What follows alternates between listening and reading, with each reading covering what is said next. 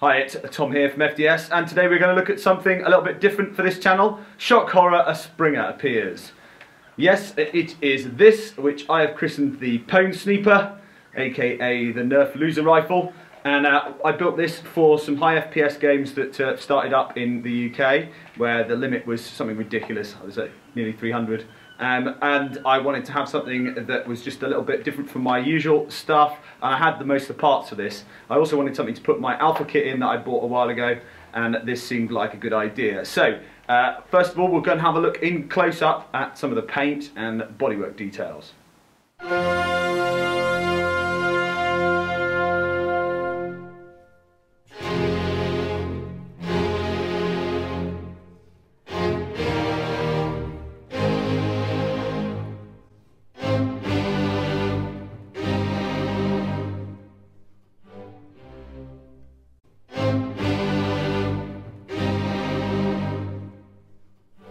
Internally, this is running an FDS tuned alpha kit. I've done a bit of work on it. I've done a few things to the plunger tube. I've honed it using a motorcycle barrel honer because mine was scored.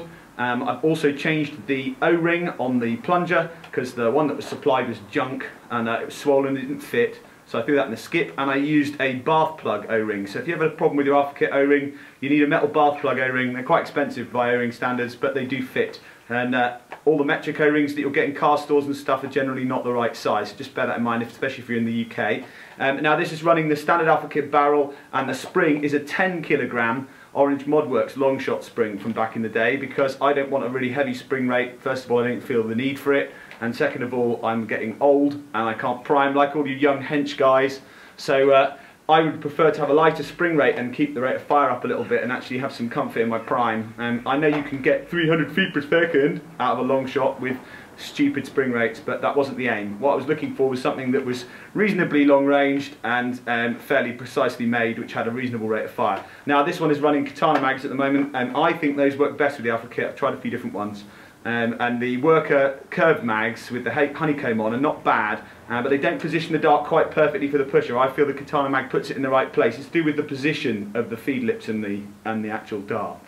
So if you're shooting one of these, also I can heartily recommend the worker Gen 2 Stephens.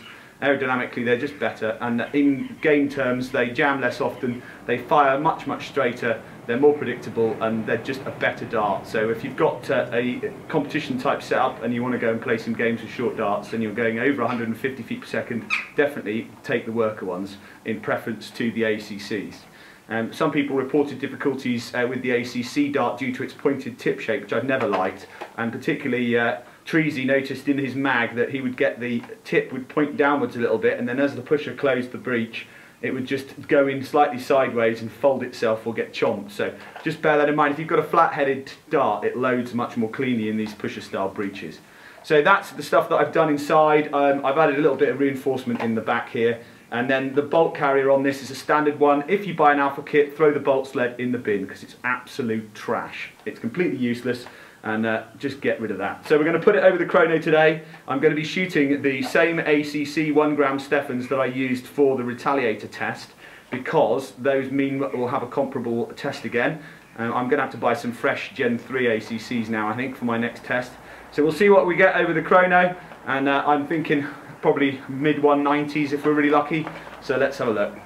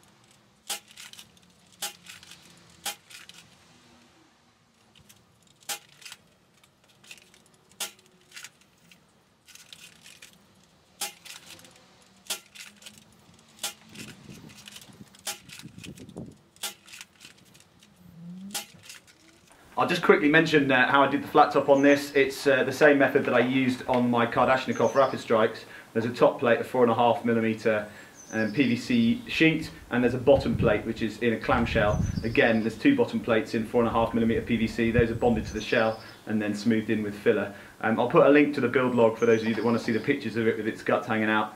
And that took around probably 10 or 15 hours. The paintwork on this is a Digicam Hydro Dip, because obviously Digicam's way swaggier than just ordinary cam.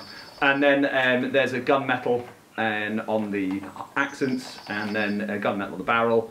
Obviously this is not for use in public places because first of all it classes a barreled air weapon under UK law, and second of all obviously it's particularly camouflage. Now the scope on here is a 4:19 by 50 sniper scope, and anybody who came up against this the other weekend at FFS will know that it does actually work.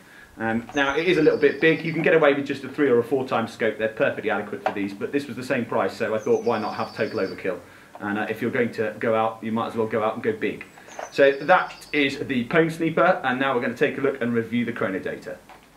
Okay, I'm going to do a quick shoot with the worker Steffens, so I've got a couple of mags worth of those, just for comparison purposes, and we'll see whether we get any drop from the slightly higher mass on those, or whether the actual shape is better and whether they load better.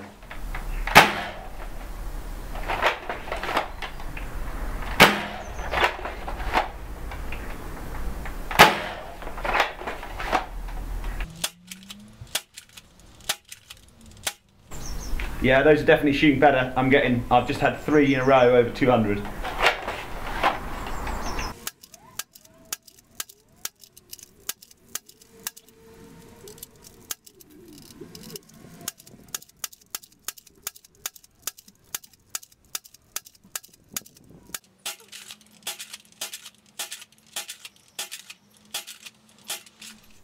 Okay, we're going to look at the figures for the Pwnsneeper. This is with a 10 kilo Orange Modworks spring and shooting worker Steffens V2s.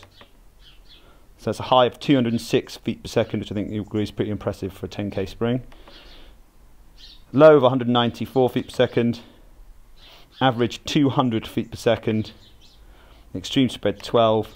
Standard deviation of 3, which again it shows the precision required in making a really decent, reliable war primary. Okay, now we're looking at the Pwnsneeper using the 10 kilogram spring and the ACC 1 gram Steffens with their inferior tip shape. So we've got a high of 199, so close. Low of 181. Average of 189. Extreme spread of 18. And a standard deviation of 4. And that was after outliers were removed. As usual, I took the top and bottom outliers away. Obviously you can see a tiny bit more increase in SD, and also the spread is wider and the overall feet per second is lower using those ACC Steffens.